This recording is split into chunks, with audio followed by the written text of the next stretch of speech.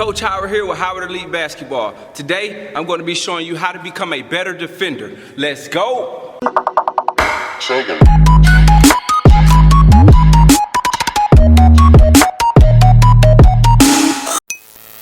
As you know, I'm here to teach you how to be a lockdown defender. But before we get started, make sure you hit the like button. Also, make sure you hit the subscribe button. If you want to know anything talking about basketball, all you have to do is check my channel. I'm pretty sure I have a video that can help you out. And if I don't be afraid to leave a comment below. I'll try to get back to you with any of your suggestions. All right, so when becoming a lockdown defender or just becoming a better defender, there are some things you want to know and you want to key in on. The first step to becoming a better defender is effort. I'm going to tell you right now, a lot of times, some of the best defensive plays aren't based off having great technique or having the best stance. It's just that person giving 110% of their effort on the court, coming up with crazy steals, dives on the floor, things of that nature. So the number one thing you want to think about when talking about defense is always going to be effort. Effort a lot of times can't be coached. Effort is inside of you. So giving up on a play or letting somebody blow past you, yeah, you're going to look like a bad defender. But if you're showing effort, trying to beat that person to the spot, you're always going to look like a decent defender. Sometimes people don't want to show effort because they're scared to get shifted, scared to get their ankles broken. But what you got to understand about basketball is a game of mistakes. Every 10 attempts that you take to stop somebody, maybe 9 of them you will stop them if you give them good effort, and you might got it crossed over one time. I will take that rather than letting somebody blow past me 9 out of 10 times because I'm scared to show the effort just because I don't want to get crossed over. The next thing you want to consider when talking about being a great defender is knowing who you're guarding. When I say knowing who you're guarding, you have to know if you're guarding somebody that likes to go to the right a lot, if they like to go to the left a lot, if they like to shoot, if they're a slasher. You have to know who you're guarding. If you can take away their strengths and allow them to use their weaknesses, you will be in a better position.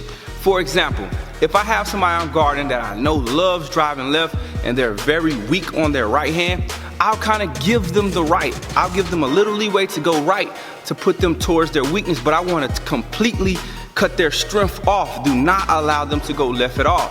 Another example is if I have somebody that is a great shooter, I want to play up tight, play up close on them, make them get to the basket where they're a little more uncomfortable. If I have somebody that likes to drive to the basket and they're great at driving but they don't have a jump shot, I'll sag off of that person and give them some space to shoot the jump shot. So knowing who you're guarding can give you a great, huge advantage on defense.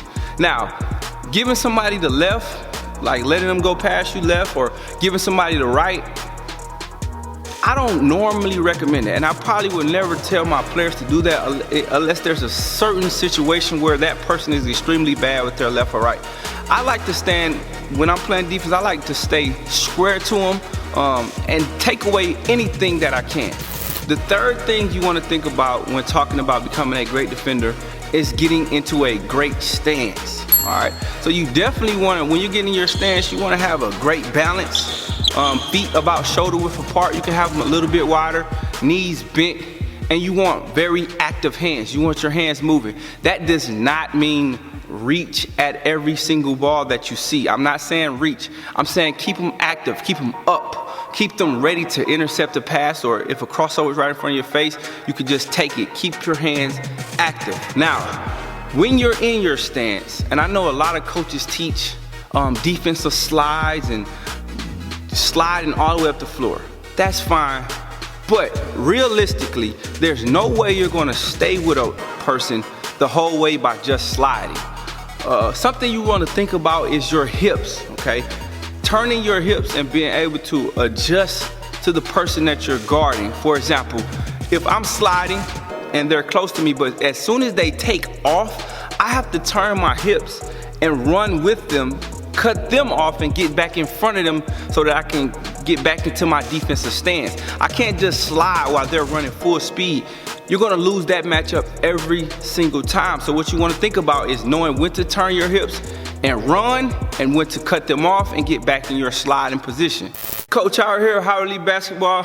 I just showed you how to be a lockdown defender, how to become a better defender, how to just get better at defense, one-on-one, locking down the ball. If you like anything about this video, make sure you hit the like button. Also, make sure you hit the subscribe button. If you want to see more videos, I don't post enough on YouTube for you or anything like that. Also, check the Instagram. I post a lot of stuff that does not go on YouTube, a lot of behind the scenes stuff, a lot of exclusive stuff, a lot of me just working with kids and getting those kids better. So if you want to see more Howard Elite basketball, you already checked all the YouTube videos, go to the Instagram, man. The Instagram has a lot of inside footage of girls basketball team, my boys basketball team, all that good stuff. So make sure you check that out. That's all I got for you, Coach Howard. Checking out. Let's go.